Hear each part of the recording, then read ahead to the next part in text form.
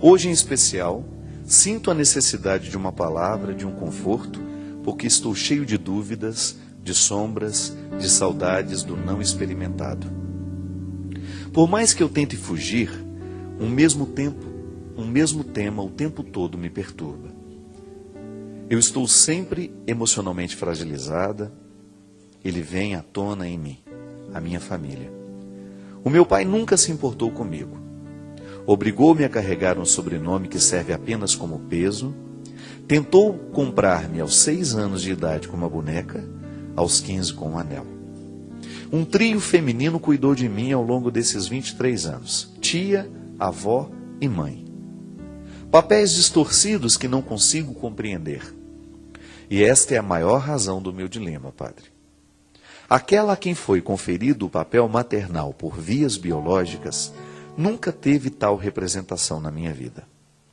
Mãe em meu coração sempre foi a minha avó. Pai também.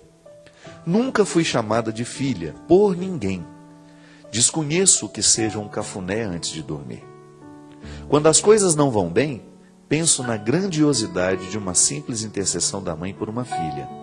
De uma bênção, talvez. Penso, imagino, sonho. Não reclamo.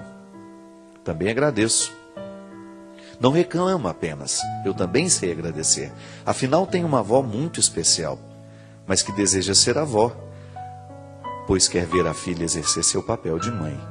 Espera pelo amadurecimento futuro da menina que, aos 53 anos, ainda enxerga a si mesma e aquela a quem deu a luz como personagens de uma brincadeira de casinha. Sinto que não reconheço os meus pais como tais. Logo, não os amo desta forma. Amo a minha mãe como tia, irmã, prima, mas como mãe não.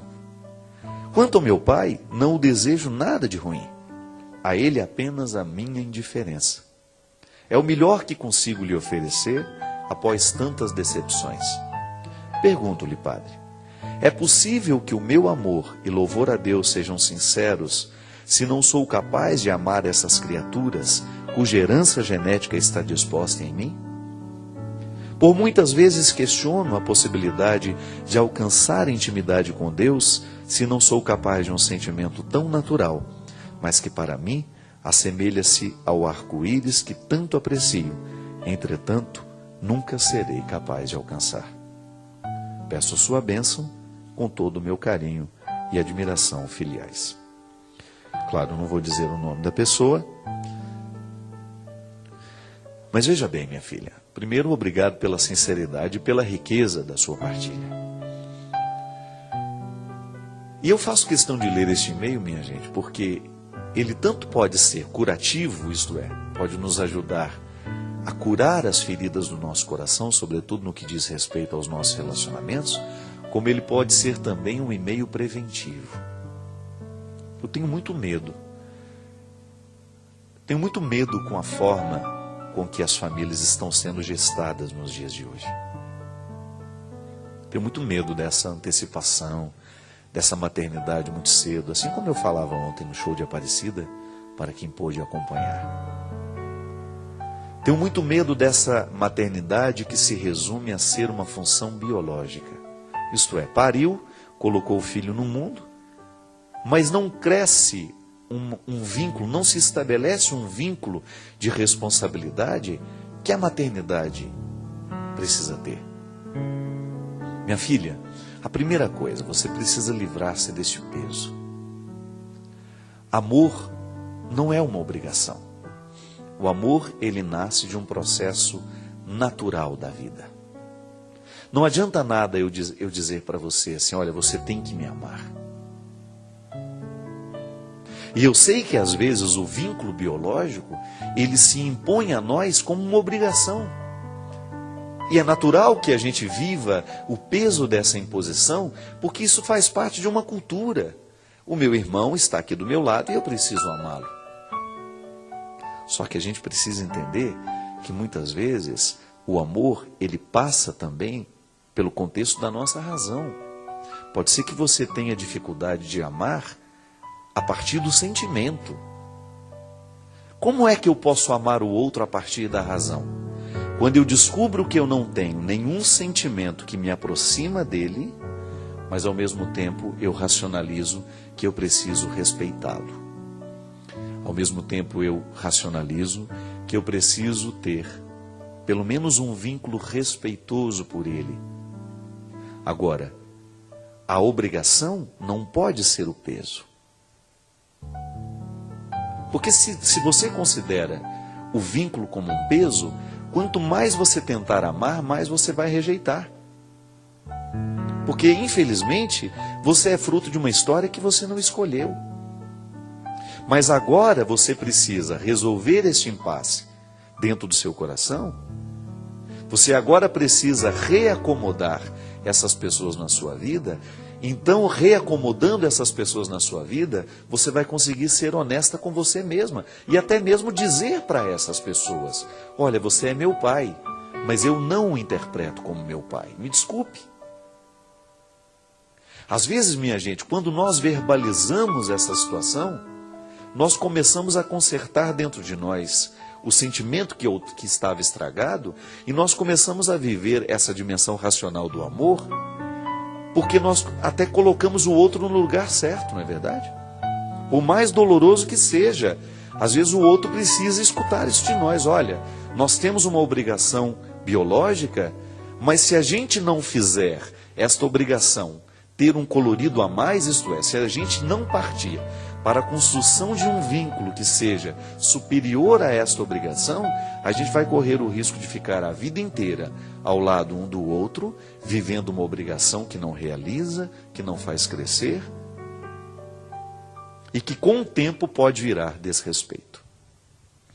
É por isso que eu digo que é importante a gente ter coragem de reconhecer. Eu sei que para nós mineiros, por exemplo, é muito difícil. Eu me recordo que vivi durante muito tempo um conflito muito grande em não ser capaz de reconhecer o mal que muitas vezes a formação da minha mãe me causava. Pode parecer agressivo isso, não é verdade? A gente dizer que na formação que a nossa mãe nos deu, existem defeitos sérios. Porque mãe é sagrado. A gente considera uma realidade sagrada. E porque é sagrado, a gente não tem coragem de reconhecer o que é frágil. Só que isso não é uma verdade. É sagrado? É. Mas nós temos o direito de reconhecer aquilo que a nossa mãe nos legou, nos deixou e que nós não queremos levar conosco. São aqueles aspectos da personalidade que você acabou tendo que assimilar porque era sua mãe, que você não teve coragem de reconhecer para você mesmo que aquilo era um peso, que aquilo não era um valor. Eu não sou obrigado a levar comigo os defeitos da minha mãe. E toda vez que eu me coloco diante da minha mãe, eu tenho que ter uma clareza para reconhecer o que dela está em mim que é um peso que não vale a pena ser levado. Aí eu fico com a melhor parte. Na vida a gente tem que ter essa coragem de fazer essa triagem do que o outro está nos herdando. Porque muitas vezes nós levamos conosco um peso hereditário que nos impede, que nos priva da felicidade. É igual conflito em família, minha gente. Todo mundo tem dificuldade familiar. Mas essas dificuldades ficam ainda maiores quando nós não sabemos dividir os pesos e dizer: olha, esse peso é seu, eu não tenho obrigação de levá-lo para você. Não é verdade? Quando você é capaz de reconhecer os fardos que o outro está colocando sobre você, que ele não tem o direito de colocar. É como aquele e-mail que uma vez nós recebemos aqui, de uma moça que dizia que não aguentava mais sofrer por causa da família dela. E aí ela dizia: padre, eu já cheguei à conclusão que eu mesma não tenho problema. Eu fico o tempo todo absorvendo os problemas da minha casa, os problemas da minha família. E naquele momento eu dizia para ela aqui que ela precisava ser honesta com ela mesma. Ela não tinha o direito de sacrificar a vida dela, porque a irmã não dava jeito na vida, porque o irmão não tomava um jeito. Veja bem, a nossa ajuda, ela precisa ter um limite, porque senão ela vira um assistencialismo que vai manter o outro na inércia a vida inteira. Por isso, minha filha, que você, ao constatar que a sua mãe só é biológica, que você não nutre por ela um amor de filha, que ela não representa essa maternidade na sua vida, ela pode ser até uma tia, mas você não tem por ela um amor materno. O que a gente vai fazer? Você vai negar isso para você? Agora, você não precisa desrespeitar essa mulher. Você pode ter por ela esse amor mais racional, que é aquele que, olha, eu sei que ela é minha mãe, por ela tenho um respeito, e quem sabe a partir desta verdade, você comece a construir um vínculo bonito com essa criatura. Porque a vida é assim. Quando nós somos honestos com os nossos sentimentos, a gente começa a ter condições de trabalhar esses sentimentos e de melhorá-los. Nós sofremos dobrado, minha gente, quando nós mentimos para nós mesmos. Toda vez que nós temos dificuldade de assumir a nossa verdade pessoal, nós nos impomos um fardo que é altamente destruidor. Eu já contei essa história aqui, mas volto a dizer. Aquele filme A Missão, que conta a chegada dos jesuítas ao Brasil, tem uma cena muito bonita. Um rapaz comete um crime logo no início da história, e ele, para se colocar, né, para ele imputar a ele mesmo um processo de culpa, o que ele fez? Ele amarrou sobre as costas dele um fardo imenso, como se fosse uma mochila enorme, pesadíssima, que ele passou a levar ao longo da vida dele. E todo mundo já tinha dito para ele, largue esse fardo, você não precisa carregar isso. Era uma maneira pública de mostrar que ele estava arrependido pelo mal cometido. Ele levou aquele fardo a vida inteira. E o momento em que ele deixa cair aquele fardo, é lindo no filme. Quando ele de repente está subindo, escalando uma montanha, e aí ele não consegue mais segurar aquele fardo, e mesmo contra a vontade dele, aquele fardo vai embora. E quando aquele fardo cai, que ele vê aquela montoeira de coisa que ele levava sobre as costas, rolando pela cachoeira, ele tem uma crise de choro, mas de um choro purificador. Foi bonito ali ver a reconciliação dele com ele mesmo. O mesmo acontece conosco. Muitas vezes, por falta de ter coragem de assumir a nossa verdade pessoal, a gente se impõe um fardo muito doloroso. É uma maneira de alimentar dentro de nós, né, esse processo de culpa. É estranho isso. Como nós somos facilmente autodestrutivos. E corrigir esses sentimentos desordenados dentro de nós é uma tarefa. Eu fico pensando, sabe, que todos os dias nós temos uma tarefa para realizar. Quando chega ao final do dia, você precisa fazer a sua faxina afetiva. Quais foram os lixos que hoje julgaram sobre você? Quais foram as palavras que não valeram a pena? Ou o contrário, onde é que eu vou guardar aquele amor que eu recebi? Onde é que eu vou guardar o cuidado que me foi dispensado? Todos os dias nós temos acontecimentos bons e acontecimentos ruins. E todo dia antes de ir dormir, nós precisamos fazer a reunião desta vida que nos foi oferecida e a gente saber o que a gente faz com tudo isso agora. O sentimento é a mesma coisa. Quando eu começo a guardar dentro do meu coração os sentimentos estragados, eu vou me estragando com eles.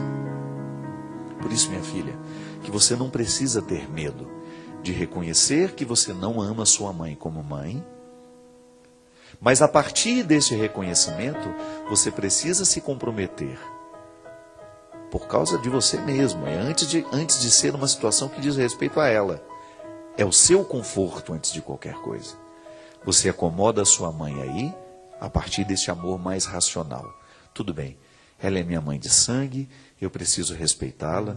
E quem sabe, assumindo esse sentimento dentro de mim, eu tenha condições de estabelecer com ela um vínculo mais maduro, um vínculo mais leve.